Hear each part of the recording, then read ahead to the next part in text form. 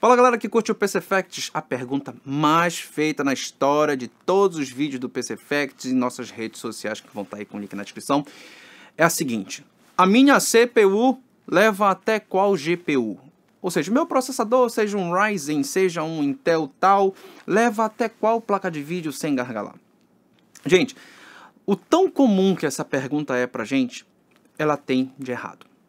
Ela é absolutamente incorreta e impossível de se responder. Primeiro porque existem diversas variáveis dentro dessa situação toda que a gente precisa saber para te responder.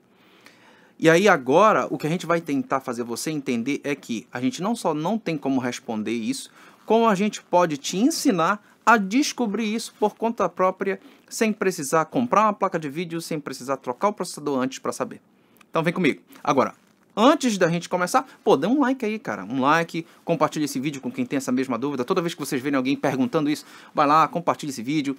E, lógico, deixa no comentário aí alguma dúvida que você tenha no processo que a gente for te ensinar a fazer aqui, caso você não tenha conseguido com clareza. Beleza? Então vamos lá. Gente, essa pergunta é errada por quê? Nenhum processador necessariamente vai gargalar ou não uma placa de vídeo. Não é essa a relação.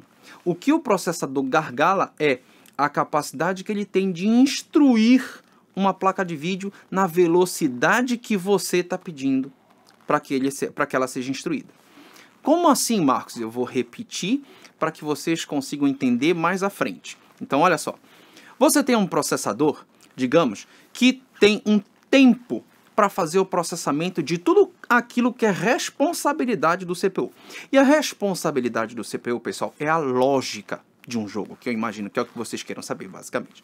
A lógica de um jogo vai tentar calcular quais são as reações das inteligências artificiais dos NPCs que estão no seu jogo, como que o som vai ser repassado para o usuário de acordo com o comando que você está dando, como que a geometria de toda aquela cena, como que a organização de tudo que está naquela cena vai se proceder a partir do momento que você dá um comando. Então, por exemplo, em Battlefield 2042, quando você aperta o botão esquerdo do mouse, ele vai dar um tiro.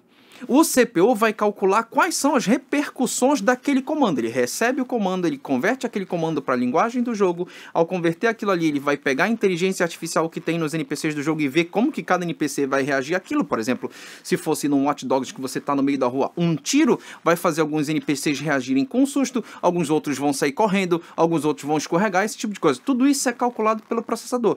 E como você está vendo que aquele cálculo inteiro, evidentemente, vai exigir um tempo do processador, esse tempo, evidentemente, dentro de um intervalo, ele vai permitir que você crie mais instruções se o seu processador for rápido, ou crie menos instruções se o seu processador for lento.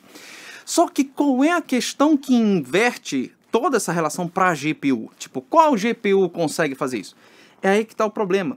Você não tem como saber qual GPU consegue fazer e acompanhar a quantidade de instruções que aquele processador consegue fazer ao máximo, porque a GPU ela vai ser mais rápida se você reduzir a resolução, ou vai ser mais lenta se você aumentar a resolução.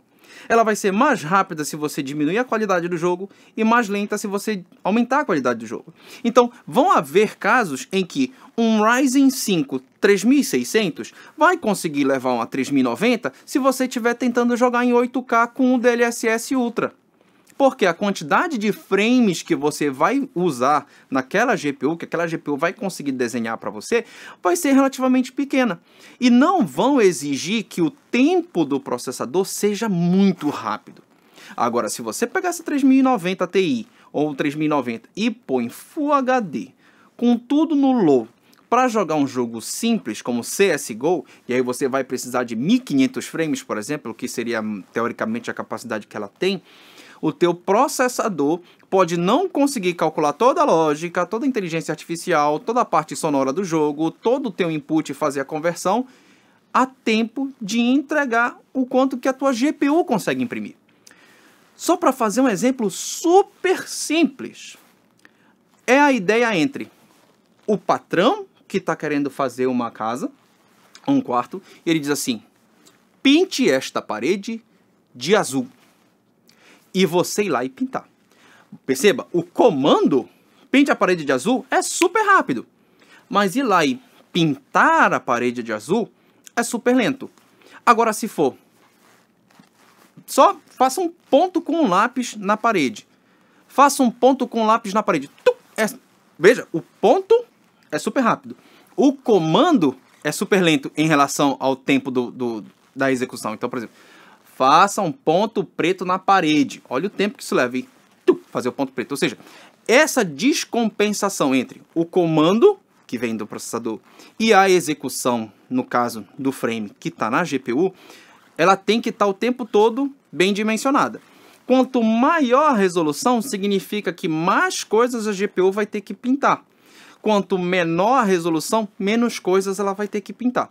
E o comando do processador, ele meio que não muda muito, independentemente da resolução. O comando é exatamente o mesmo. E aí, conforme você dimensiona isso, é que você vai conseguir entender se aquela GPU vai ser levada pelo seu processador ou não. Agora, como que você pode descobrir se isso se adequa bem à tua realidade ou não? Vamos lá. Você pode pegar o processador que você já tem. Se você quer descobrir qual é a GPU que vai render bem no teu processador sem que ele gargalhe, você vai fazer o seguinte teste. Você vai pegar o jogo que você mais gosta ou os jogos que você mais costuma jogar, você vai reduzir a resolução dele ao máximo que você puder. Pode ser que você tenha uma placa relativamente fraca, não tem importância. Você reduz a resolução do jogo no máximo que você puder. 480p, 600 por 400, não sei. Reduz o máximo que puder. Só não tenta mudar o aspect ratio, né? Que continua em 16 por 9. Mantém o aspect ratio, diminui o máximo que puder a resolução. Você vai tentar medir ali quantos FPS está dando a sua placa de vídeo naquela situação.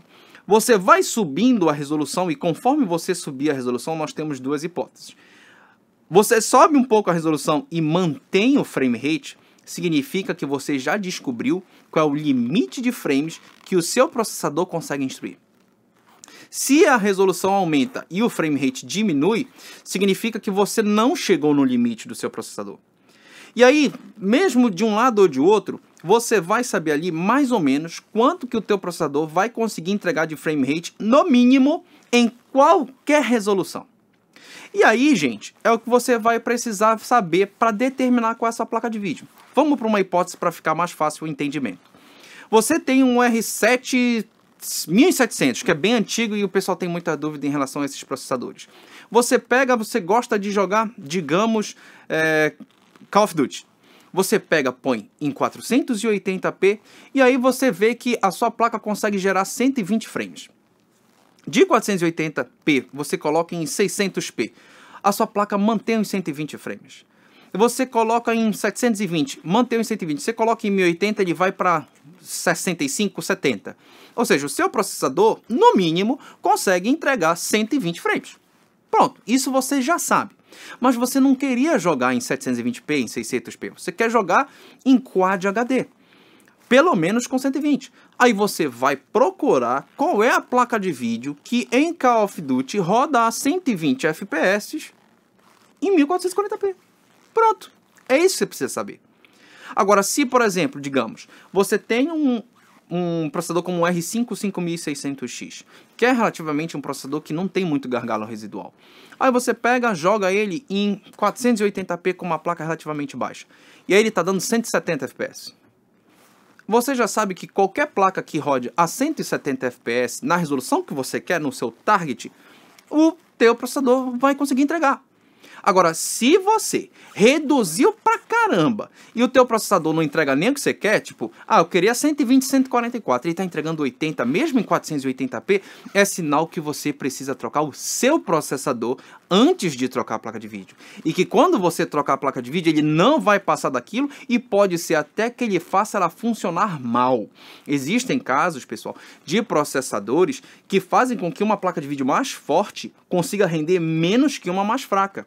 Justamente porque ele não consegue instruí-la a tempo e ela fica por muito tempo descansando. Quando ela fica assim, ela resolve entrar em modo de economia de energia. E aí o clock dela baixa, o TDP dela baixa, o funcionamento dela fica comprometido, ela fica mudando o state dela, né, o estado de operação dela, e isso pode causar travadas, pode causar uma experiência relativamente ruim. Esse que é o gargalo real.